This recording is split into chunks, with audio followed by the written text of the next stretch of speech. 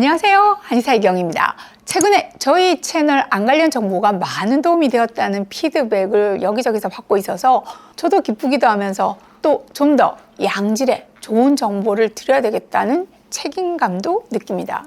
자, 여러분, 종양표지자 검사라는 말 한 번쯤 들어보셨나요?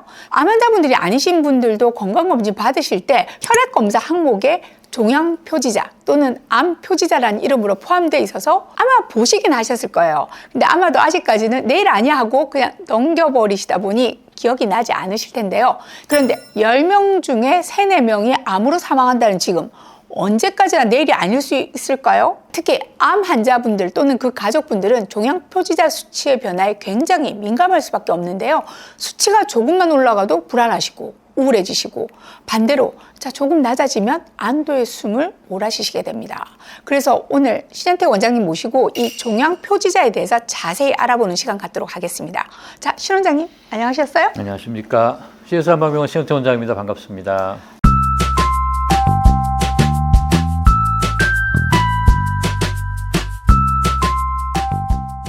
우선 종양표지자가 뭔지부터 좀 알아보죠. 네, 우리 몸에서 암이 발생되고 자라는 과정 중에 있다고 해보죠. 그때 암 조직 자체에서 생성되는 물질들이 있을 겁니다. 또 암이 커지는 과정에서 우리 신체가 그에 대한 반응을 하면서 분비되거나 만들어지는 물질들도 있을 것이고요. 이런 것들이 혈액이나 체액 안에서 발견이 된다면 암이 진행 중이라는 하나의 지표가 되는 것이고, 그래서 이것을 종양표지자라고 부르고 있습니다. 대표적인 종양표지자라면 AFP, 알파 태아 단백이라고 하죠. PSA, CA125, CEA, CA19-9, CA15-3 이런 것들이 있습니다.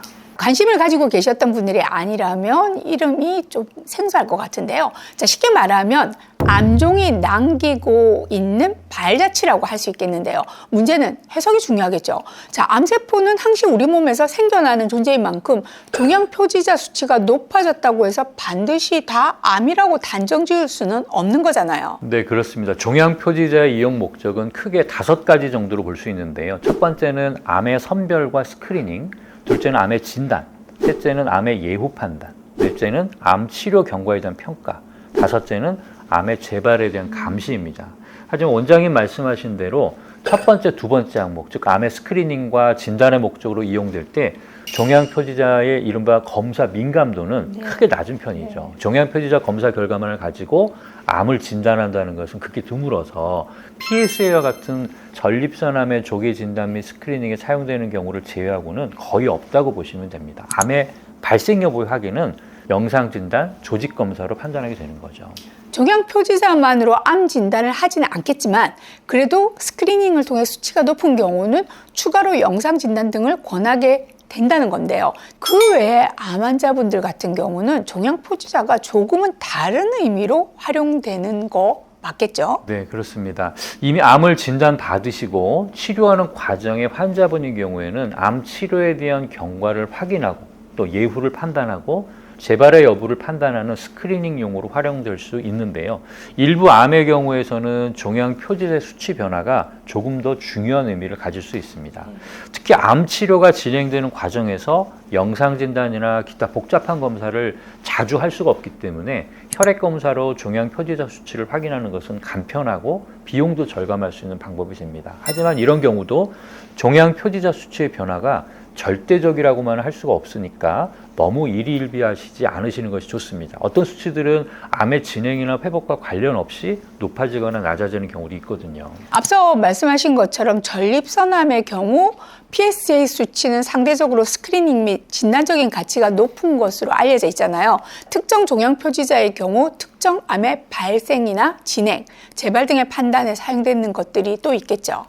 종양표지자의 종류가 매우 다양하고 많은데요. 앞서 말씀드린 가장 대표적으로 많이 알려지고 사용되는 것들에 대해서 간단히 설명드리도록 하겠습니다. 먼저 AFP, 알파 페토프로테인, 알파 태아 단백이라고 하죠. 주로 간암과 관련이 되어 있는데요.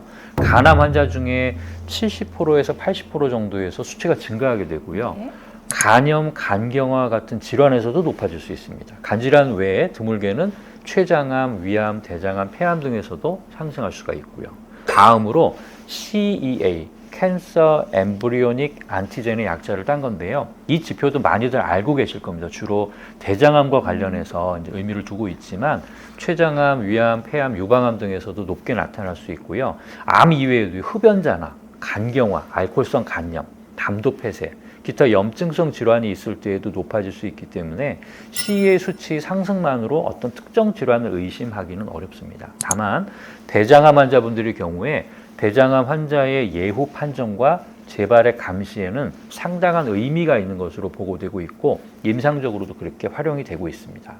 다음은 CA19-9인데요. 이 지표는 췌장암, 담도암, 위암, 대장암 등과 관련이 있는데 특히 췌장암의 경우 80% 정도의 민감도와 90% 정도의 특이도를 갖고 있어서 췌장암 감시에 의미를 가진다고 할 수 있습니다.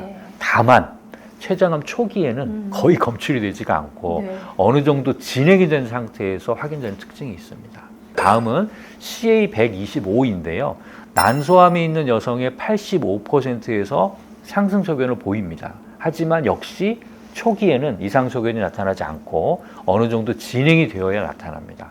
난소암 이외에도 자궁내암, 췌장암, 담도암, 폐암, 유방암, 대장암 등에서도 증가될 수 있고요. 암 이외에도 임신이나 자궁내막증, 자궁근종, 또 간질환, 간경병 등 다양한 질환에서도 이상 소견이 나타날 수 있어서 선별 검사로 활용되기에는 좀 문제가 있습니다. 다음으로 CA15-3인데요. 이 표지자는 전이된 유방암 환자의 70% 정도에서 나타나는 것으로 알려져 있지만 국소에 국한된 유방암의 경우에는 극히 적은 비율로 나타나기 때문에 역시 선별검사로는 적합하지 않은 면이 있습니다.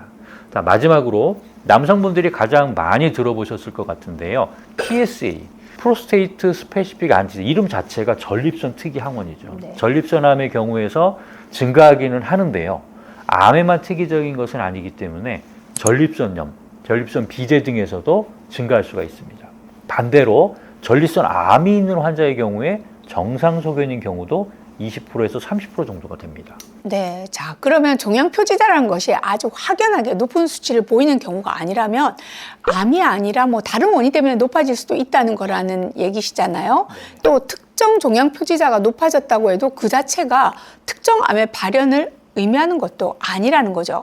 그럼 환자분들 입장에서는 이 검사를 받고 높아진 경우 어떻게 하라는 거야 하는 의문이 남을 것 같아요. 건강검진 등을 통해서 종양 표지자가 높아져 있는 것을 확인하신 경우라면 아마 검진 담당 선생님께서 추가 검사를 통해서 암 발생 여부를 확인하게 되실 겁니다. 또는 조금 더 정확한 진단을 받아볼 필요가 있다면 대학병원으로 전원을 해서 여러 가지 정밀 검사를 확인하게 되실 거고요. 그런데 이런 정밀 검사에서 별다른 문제가 없는 경우가 상당히 많을 수 있거든요. 이런 경우는 대부분 혈액종양내과 선생님들이 경우에 3개월 정도 기간을 두고 종양 표지자 검사를 다시 해볼 것을 권유하고 변화 수치를 확인하기를 이제 권하시게 됩니다.